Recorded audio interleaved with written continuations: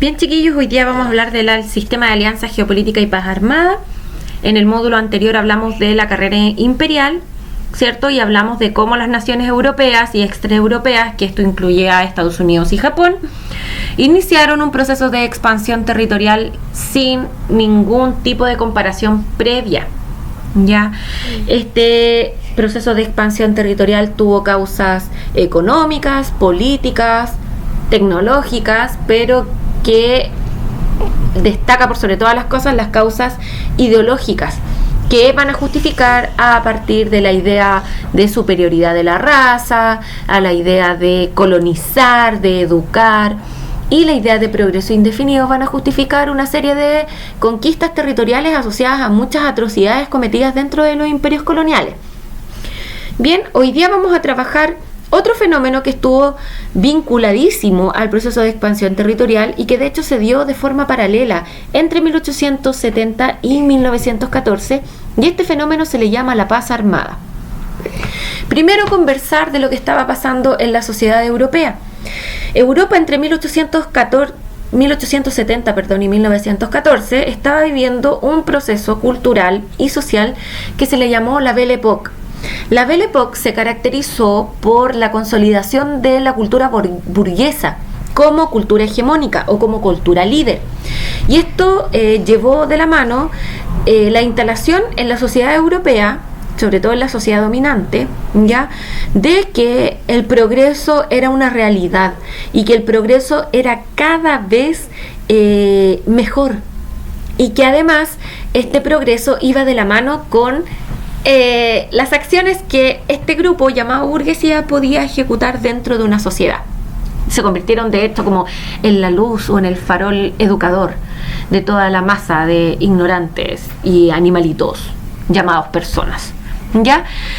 Además de eso, como la cultura burguesa desde sus orígenes fue una cultura muy basada en la ostentación y en el lujo, en la ostentación y el lujo se convierte como en una de las principales características del diario vivir dentro de Europa. Ya es un ejemplo claro de esto es la aparición de la industria de la moda como una industria, ya, y no tanto como la muestra de una forma de pensar, sino que también de una forma de producir dinero y de convertirse en un artículo de consumo de primera necesidad, inclusive para algunos, y bastante desechable. Otros elementos son la aparición de la industria de la entretención. De hecho, hay lugares emblemáticos que representan la cultura burguesa, por ejemplo la francesa con el Moulin Rouge, ¿cierto? Que son locales de entretención en donde asistía la clase más pudiente o más rica de la sociedad de ese entonces. Y esto va de la manito con el nacionalismo. Ya los burgueses fueron muy abiertos e incluso muy difusores de las ideas nacionales en sus respectivos países, de consolidarse en el fondo como el grupo dominante. También ayudaron a que los estados continuaran la dominación. Pero esta idea de Belle Époque es una idea que uno podría parecer muy bonita, muy positiva. De hecho, la ilustración que aparece acá da a entender como que todo está súper bien, así como están todos súper vestidos, son súper bonitos, se reúnen, conversan, todos tienen dinero, todos los pasan bien, pero en realidad no es así. Sabemos ya, a partir de lo que trabajamos el año pasado, que el mundo obrero no está enfrentando la misma realidad, ya, de hecho está completamente empobrecido, completamente miserable. Pero por otro lado también la Belle Époque silencia otro fenómeno que está ocurriendo de manera paralela, que es tremendamente peligroso, y es esto, la paz armada, ya que la paz armada nosotros la podemos definir a partir de la descomposición de su concepto, ¿cierto? Se desarrolla entre 1870 y 1914, ¿cierto? Y va de la mano con una carrera armamentista que es propia, obviamente, del fenómeno paz armada. Vamos a descomponer el concepto paz armada. Si ustedes se dan cuenta, el concepto paz armada se divide en dos: paz y armada. Cuando nosotros hablamos de paz, siempre se nos viene a la cabeza la idea de paz, de tranquilidad, de plenitud, de contemplación, de templanza, pajaritos que cantan y cantan, aire limpio y ropita blanca. Pero la paz de la paz armada está lejos de ser lo que nosotros ideamos en nuestra cabeza loca, ¿cierto? Cuando nosotros hablamos de paz en este contexto 1870-1914, estamos hablando de la formación de bloques políticos o de cooperación militar y política, ya a través de la generación de acuerdos. Sentarse a conversar, mira, tú quieres esto, yo quiero esto, podemos llegar a este acuerdo, firmemos, sí, firmemos. ¿Ya? Esto es súper importante, porque cuando existe una situación conflictiva o tensa, lo más importante es llegar a un acuerdo. ¿Para qué? Para evitar el conflicto, o evitar que ese conflicto llegue a escalafones mayores, como por ejemplo golpes, agresiones, guerra. ¿Ya? Los acuerdos dentro de este contexto de paz permiten que Europa se mantenga quieta e inmóvil, que no se produzcan mayores movimientos. ¿Ya? ¿Y a qué nos referimos con movimientos? A agresiones directas entre los países que podrían tener algún eventual conflicto. De hecho, se habla de que la paz, a través de los acuerdos, genera equilibrios geopolíticos, o sea que las fronteras de acción de cada uno de los países no se pasen a llevar. Y esto evitaría una guerra. ¿Por qué se le llama armada? Porque si bien los países europeos que están en conflicto, y ya vamos a ver cuál es el conflicto, comienzan a generar acuerdos para evitar el conflicto, ¿ya?, no dejan de comprar o de fabricar armamento. La pregunta es, ¿por qué yo compro o fabrico armamento si se supone que llegué a un acuerdo con mi vecinito o mi vecinita para que no me pegara o para yo no pegarle a ellos? Y es que efectivamente todos los líderes europeos estaban conscientes de que si se estaban formando acuerdos, si se estaban formando alianzas de cooperación, es porque algo se venía. ¿Ya? De hecho, quienes más claro lo tenían eran los líderes del proceso expansivo, que era Francia, Inglaterra y Alemania. ¿Ya? De hecho, son estos tres países junto a Estados Unidos los que inician una carrera armamentista sin parámetro alguno. ¿Y por qué no tenía parámetro? Porque nunca antes se había contado con la tecnología como para fabricar el armamento que se empezó a fabricar en ese entonces. Y además porque la industria del armamento era una industria súper rentable. Siempre iban a encontrar países que iban a estar dispuestos a comprarlos porque estaban todos enojados con todo. ¿Ya? Entonces necesitaban armarse. Ahora, la paz armada tiene un vínculo directo con el proceso de industrialización. De hecho, la revolución industrial es la culpable de todos los males y también de todo lo bueno. Porque si le estoy pudiendo hacer clase a través de este sistema es porque hubo revolución industrial, ¿ya? Pero también explica el por qué existía esta sensación de tensa calma en Europa. ¿Ya? Como cuando uno estira el elástico y empieza a ver que ya se empiezan a soltar los pelitos del elástico de billete, y uno sabe que está a punto de cortarse y lo mantiene ahí, lo deja ahí, pero basta un pequeño movimiento para que ese elástico se corte. Así Europa estaba entre 1870 y 1914. Vuelvo entonces, ¿qué tiene que ver la industrialización en todo esto? Por un lado tenemos que muchos países se expandieron económicamente de forma muy rápida, ¿ya? Y además de expandirse económicamente de forma muy rápida, empezaron a desarrollar una expansión territorial también muy rápida y muy voraz, no dejando nada para nadie, ¿ya? Esto comenzó a despertar, no sé si la envidia, pero sí la rivalidad de otros países que se sentían con las mismas facultades, las mismas capacidades de lograr esa expansión, ¿ya? Específicamente nos vamos a remitir al caso alemán. ¿Por qué Alemania? Porque vamos a ver que Alemania va a tener una participación súper directa en el estallido del conflicto de la Primera Guerra Mundial, pero no es el responsable de la Primera Guerra Mundial, y esto hay que tener mucho cuidado. Después lo vamos a ver cuando hablemos de la Segunda Guerra Mundial, el cómo la historia se ha hecho cargo de culpar o de cargar responsabilidades a ciertos actores y dejando libre de culpas a otros. Recuerden siempre que la historia se interpreta y varía mucho la historia cuando se cuenta desde el lado del perdedor que desde el lado del vencedor, ¿ya? Y Alemania está mucho en ese juego de cómo se interpreta la historia y cómo se considera su actuar. Vamos entonces a hablar de Alemania. Lo habíamos hablado cuando trabajamos todo lo que fue el proceso de expansión imperialista. Alemania llega tarde a la repartija de territorio porque llega tarde a la repartija de país, ¿cierto? De todas las naciones europeas, una de las que más tarde se forma como Estado, pero al formarse como Estado rápidamente se transforma en un imperio, ¿ya? Y es porque comienza todo un proceso de unificación territorial basado en la idea de nación, de la nación germana. Entonces comienza a absorber territorios que correspondían a otros lugares. De hecho, eso despierta conflictos militares y bélicos, guerras directamente con naciones europeas, que lo vamos a ver en la siguiente diapositiva, ¿ya?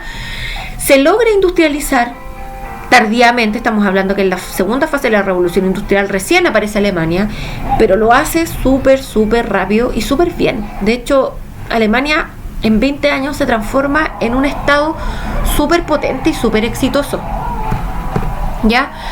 Esto lleva a que los alemanes se convenzan de su capacidad tanto humana como técnica, como tecnológica, como política, militar y toda la cuestión, ¿es cierto? Incluso cósmica y mística, para en el fondo llevar una política exterior súper agresiva. En un contexto donde estábamos todos tratando de no ir a la guerra, porque estábamos todos tensos, o sea, estaban los europeos, yo no estaba viva, pero sumándome a la historia, estaban todos súper tensos. Alemania hace todo lo contrario, ya, y lleva una política exterior o una geopolítica dentro del continente europeo súper directa y súper agresiva. Primero, se enfrenta en un conflicto militar, un conflicto bélico con Francia, ya que le llevó a absorber muchos territorios que tanto Alemania como Francia se los disputaban, específicamente los territorios que están en la frontera oeste de Alemania, por lo tanto en la frontera este de Francia, que se van a repetir en innumerables ocasiones: Alsacia, Lorena y la frontera del Lorna, ¿ya?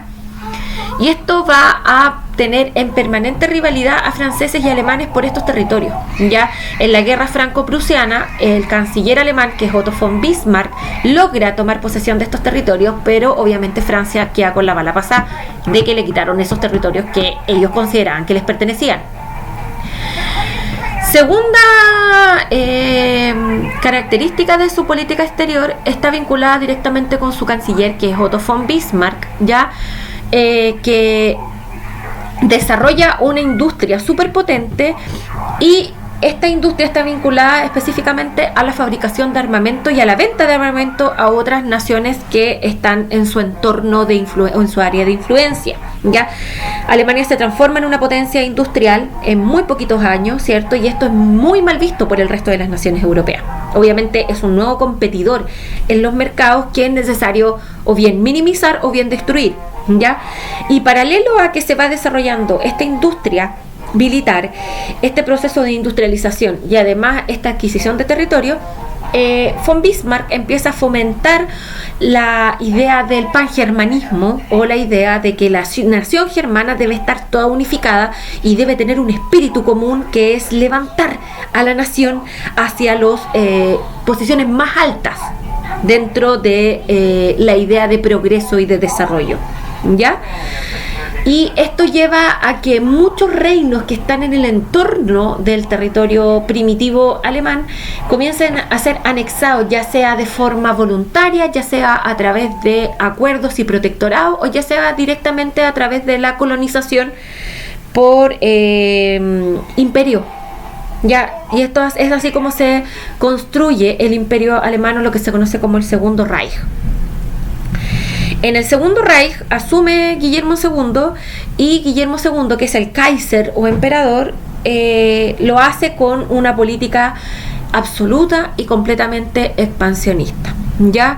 Y esto lleva a que Alemania no baja la vista frente a las potencias industriales y territoriales de ese entonces, que es Inglaterra y Francia, no se achica bajo ninguna lógica, y estas potencias industriales, al ver que Alemania no es capaz de achicarse frente a ellos o hacerles la reverencia, empiezan a ver con muy malos ojos esta política y esta actitud de Alemania, ¿ya?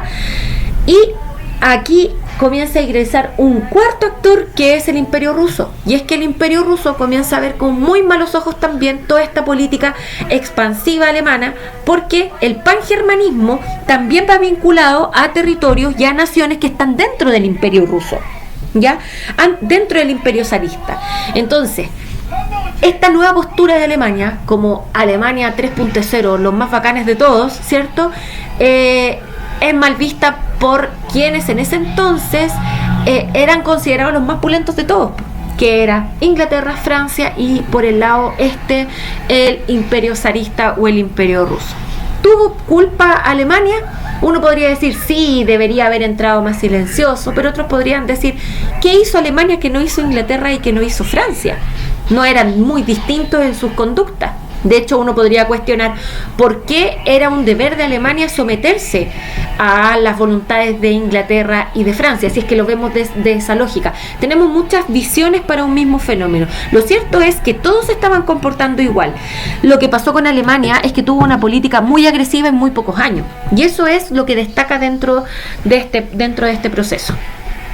Vamos a ver entonces esta infografía que nos habla de la carrera armamentista o este segundo componente de la paz armada, que es no la paz sino la armada, ¿cierto? Vamos a identificar el proceso armamentista a partir de las banderitas. Vamos a tener la bandera del Reino Unido, la bandera o la identificación del Imperio Austrohúngaro, que ya lo vamos a ubicar en el mapa, que tiene importante participación en el proceso de paz armada, pero no así en la Primera Guerra Mundial, ojo. Es bien Kuma, es bien flight su participación.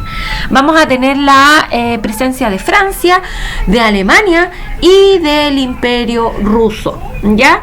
Lo que vamos a ver en la barra gris es los números de efectivos militares, o sea, de contingentes o personas que eran militares. Capacidad de reclutamiento que tenía el Reino Unido en 1879, que es lo que vamos a reconocer con el color gris, y en 1913, un año antes de que estalle la Primera Guerra Mundial. Fíjense bien que el contingente militar del Reino Unido aumenta, pero su aumento es bastante menor. Estamos hablando que aumentan 24.000 efectivos militares entre 1879 y 1913, que no corresponden ni siquiera al menísimo ¿será menos del 1%? ¿Será el 2% del contingente militar el que aumenta? Bien, no le pego mucho a las matemáticas y ustedes lo saben. Vamos a tener el caso de Austria-Hungría, que Austria-Hungría también tiene una participación bastante importante en la paz armada, tiene pretensiones territoriales en Europa y tiene que defender sus territorios de la amenaza de otros enemigos que están alrededor, que ya los vamos a conocer. Parte este periodo que estamos analizando con un contingente militar de 277.000 efectivos, y en 1813, un año antes que estalle la Primera Guerra Mundial, nos vamos a encontrar con 800.000 efectivos. ¿Ya? Vamos a Francia, que parte el periodo con 503.000 efectivos, y en 1813 tiene 1.200.000 efectivos militares reclutados ya. ¿De qué paz me estáis hablando si estáis aumentando tu contingente militar? Vamos al caso alemán. Alemania es muy especial, ya, todos ya lo sabemos. 419.000 efectivos militares en 1879. Fíjense que tenía muchos más militares que el Reino Unido, y esto se debe a dos razones. Primero, la cantidad de población que tiene Alemania versus Inglaterra, y en segundo lugar, que Alemania viene de un proceso militar de su unificación, por lo tanto, tiene muchos reclutas, ya, cosa que Reino Unido en ese tiempo no tenía, porque no estaba enfrentando en ese entonces ningún tipo de conflicto militar. Pero hacia 1813 Alemania logró la no despreciable suma de 2.200.000 efectivos militares reclutados. ¿De qué me estáis hablando? ¿De qué me estáis hablando? Aquí automáticamente se observa la política agresiva en materia de contingente militar o de política internacional. ¿Ya? Si tú quieres mantener el equilibrio geopolítico o mantener un escenario continental inmóvil, sin movimientos importantes, no tienes que hacer eso. No tienes que hacer esto, no tienes que aumentar tu contingente militar. Si tú quieres mantener la paz, no puedes comprarte los helicópteros más satánicos del planeta, porque la imagen que estáis dando no es una imagen de paz, es una imagen de ataque, es una imagen de defensa. ¿De qué te estás defendiendo si estamos en paz? ¿Ya? Vamos a ver Rusia. Rusia doblega su contingente militar entre estos años, ¿ya? Sí, nosotros nos damos cuenta, estos 5 países que acabamos de analizar, los 5 aumentan su contingente, pero podemos focalizar el aumento de contingente en 4 naciones fundamentalmente, o 4 territorios: Austria-Hungría, Francia, Alemania y Rusia. Reino Unido se queda atrás, y ya vamos a saber por qué. Vamos a ver los gastos militares, ya expresados en millones de dólares. Ya estamos hablando, en millones de dólares. Estamos hablando que entre 1905 y 1914, un margen de error un poquito menor de años respecto de 1879 y 1913. Ya acá vamos a tener solamente 9 años de análisis comparativo de los mismos países y de cómo fueron aumentando sus gastos. Estamos hablando que el Reino Unido pasa de 1.257.000 a 1.640.000, ¿cierto? En gasto militar.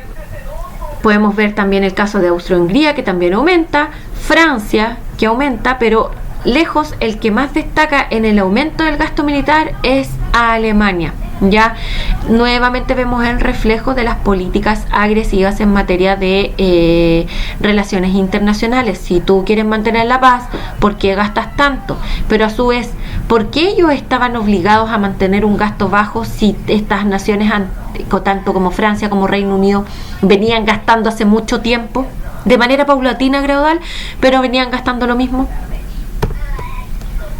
Bien, con esto terminamos un poquito de conocer o de analizar en qué consiste la paz armada. Ya, el próximo módulo que vamos a trabajar, que es Primera Guerra Mundial, vamos a ver cómo estas estrategias de pactos y de carrera armamentista van a ir tomando forma cuando se forman los pactos y alianzas militares para mantener lo que se conoce como el statu quo en Europa, que no dura mucho, ¿cierto? Porque en 1914, y producto de un accidente en la historia, se produce la Primera Guerra Mundial.